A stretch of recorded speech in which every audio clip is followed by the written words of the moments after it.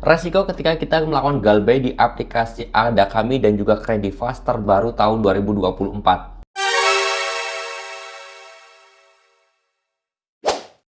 Assalamualaikum warahmatullahi wabarakatuh teman-teman semuanya. Pada kesempatan video kali ini saya ingin membahas resiko terberat ketika kita melakukan galbay di aplikasi Adakami dan juga aplikasi Creditas. Perlu digarisbawahi terlebih dahulu bahwasanya aplikasi Adakami dan juga aplikasi Creditas adalah aplikasi pinjol resmi OJK sampai detik ini. Tetapi ada beberapa hal yang harus kalian ketahui bahwasanya ketika kalian itu galbay di dua aplikasi ini ada beberapa resiko yang harus kalian tanggung di tahun 2024. Ya, walaupun sebenarnya kasusnya Adakami itu sudah banyak sekali teguran dari OJK yang bisa berpotensi besar untuk segera ditutup ya. Next video saya akan bahas akan kasus-kasus Adakami. Makanya buat kalian semuanya yang belum subscribe, silahkan subscribe terlebih dahulu channel ini biar nanti saya akan update terus masalah dunia perpinjolan. Oke, langsung aja masuk ke inti videonya. Apa sih sebenarnya resiko ketika kita itu melakukan galbay di aplikasi Adakami dan juga Creditas di tahun 2024 ini? Yang pertama adalah masalah teror dan ancaman di si lapangannya itu sangat kejam sekali di dua aplikasi ini. Saya apa adanya aja.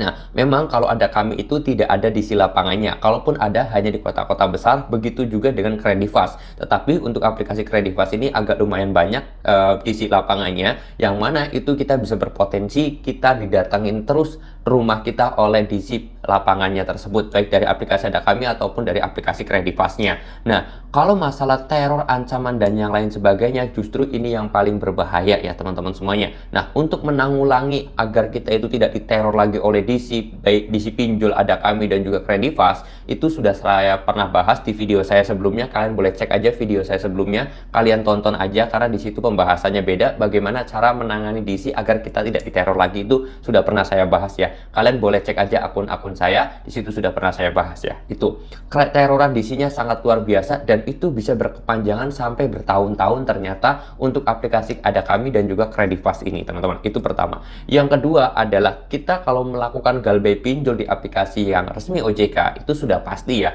bakal masuk ke daftar hitam atau blacklist teman-teman. Nah, nggak masuk slik OJK kok bang, saya sendiri galbay di aplikasi Adakami, saya cek di slik OJK-nya nggak ada daftar hutangnya. Yap, memang karena semua pinjol, kasusnya pinjol ya bukan kreditan, itu masuknya bukan ke slik OJK tapi ke Pusdafil. Teman-teman harus tahu terlebih dahulu buat teman-teman ya.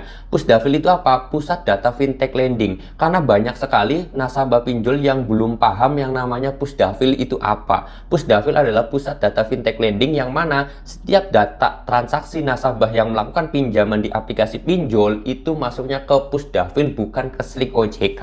Nah, slik OJK itu biasanya kredit seperti home credit dan yang lain sebagainya, itu masuknya ke slik ya. Beda kasusnya. Slik itu khusus untuk kredit dan juga perbankan. Kalau Pusdafil itu masuknya ke perpinjolan. Apa fungsinya? Sebenarnya sama aja, hanya beda nama aja teman-teman semuanya. Tersinkronisasikan. Artinya ya tetap masuk daftar hitam teman-teman. Yang mana kalau misalnya kita sudah galbay di aplikasi pinjol resmi OJK ya kita susah untuk melakukan pinjaman ke perbankan ataupun ke yang lainnya seperti itu.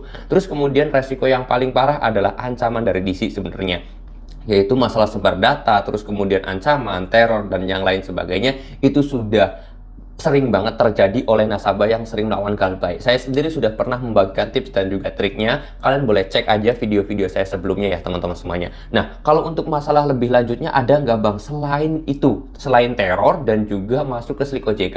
Tidak ada, atau Pusdafil ya, itu tidak ada resiko yang lebih berat. Kalau misalkan kita bakal dipidanakan atau bakal di kasus perdatakan, itu semuanya hal yang tidak mungkin. Jadi kalau misalkan kalian itu pengen galbay ya silahkan galbay aja. Kalau misalkan kalian nggak punya uang, jangan sampai kalian itu melakukan gali lubang tutup lubang. Kalau masalah denda dan juga bunga dan yang lain sebagainya, itu semuanya sudah diatur karena sudah ada batas maksimalnya, yaitu 2 kali lipat dari jumlah pinjaman kita. Sebenarnya masalah denda, bunga, dan yang lain sebagainya juga sudah pernah saya bahas di video saya sebelumnya. Makanya buat kalian yang belum nonton, silahkan nonton aja video saya sebelumnya, oke? Jadi resikonya sebenarnya tidak ada selain akan hal yang tadi saya sebutkan. Buat kalian semuanya tenang-tenang aja, slow-slow aja teman-teman, oke?